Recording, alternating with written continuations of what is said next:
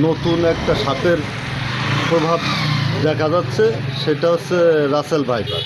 আমাদের ঝিনাইদহ জেলার শৈলকুপা থানায় আমার জানা মতে 5টি ডোজ মজুদ আছে। মজুদের সংখ্যা অতি সামান্য। 50 ভাইল অর্থাৎ 5 জন রোগীর যদি উনি যে কোনো ধরনের বিষধর সাপ সেগুলো নিয়ে যদি আসেন, তাকে আমরা দিতে পারবো। আমার মনে হয় যে আরও মজুদ বাড়ানো উচিত। নতুন একটা সাপের প্রভাব দেখা যাচ্ছে, সেটা হচ্ছে রাসেল ভাইপার। আমাদের ঝিনাইদহ জেলার শৈলকুপা থানায় আমার জানা মতে 5টি ডোজ মজুদ আছে।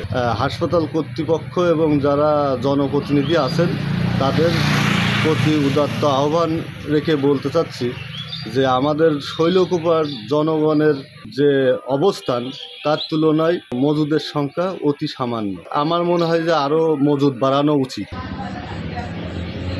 সরকার কর্তৃক সরবরাহকৃত যে পলিভ্যালেন্ট অ্যান্টিস্নেক ভেনম, সেটার দিয়ে আমরা বিষধর সাপের মধ্যে শুধু গোখরা সাপই না, অন্যান্য সাপ যেমন রাসেলস ভাইপার এবং অন্যান্য যেগুলো এখানে দেখা যাচ্ছে অত পাওয়া যায় না, যেমন সি স্নেকস, এগুলো আমরা এইসব সাপের যে বিষনাশক, সেই বিষনাশক হিসেবে আমরা অন্য আনুষঙ্গিক আরও চিকিৎসা লাগে সেগুলোর সাথে প্রধান চিকিৎসা হিসেবে সেটা ব্যবহার করতে পারি। সেটার সাথে আবার কিছু নিয়ম আছে যে ডিস্টিলড ওয়াটার সমান পরিমাণ, 10 cc ডিস্টিলড ওয়াটারের সাথে আবার সেটা অ্যাডমিক্সড উইথ 100 cc নর্মাল স্যালাইন, এবং সেটার সঙ্গে আবার অ্যাড্রেনালিন দেওয়া লাগে ইত্যাদি, সেগুলো আমাদের সরবরাহ করা হয়েছে।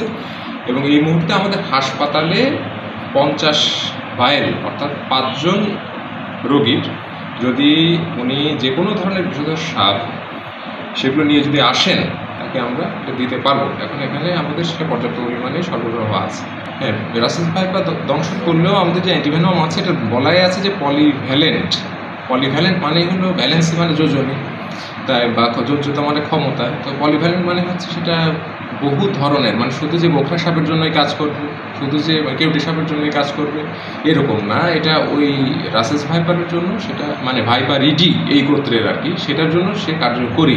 Because by definition polyvalent antivenom মানেই হচ্ছে সে বহু কয়েক ধরনের আর কি বিষধর সাপের বিষনাশক হিসেবে কাজ করে কার্যকরী।